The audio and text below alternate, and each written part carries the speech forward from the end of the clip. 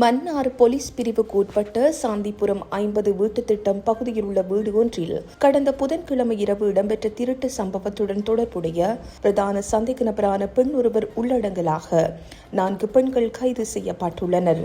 அவர்களிடமிருந்து திருடப்பட்ட பல லட்சம் ரூபாய் பெறுமதியான நகைகள் மற்றும் பெருந்தொகை பணம் ஆகியவற்றையும் மன்னார் போலீசார் மீட்டுள்ளனர்.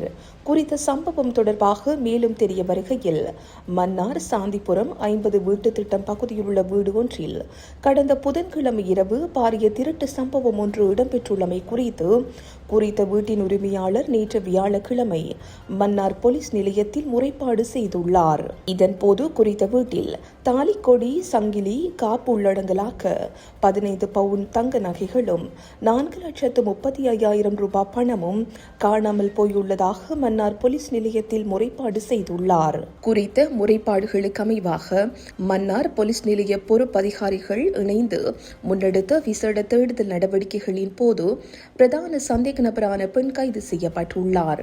அவரிடம் மேற்கொள்ளப்பட்ட விசாரணைகளின் போது ஏனைய சந்தேக நபர்கள் கைது செய்யப்பட்டுள்ளதோடு அவர்களிடமிருந்து திருடப்பட்ட சுமார் 56 லட்சம் ரூபாய் மதிப்புள்ள 15 பவுன் தங்க நகைகள் மற்றும் பணம் என்பன முழுமையாக மீட்கப்பட்டுள்ளது. கைது செய்யப்பட்ட குறித்த 4 பெண்களும் தற்போது மன்னார் போலீஸ் நிலையத்தில் தடுத்து வைக்கப்பட்டு விசாரணைக்கு உட்படுத்தப்பட்டு வருகின்றனர்.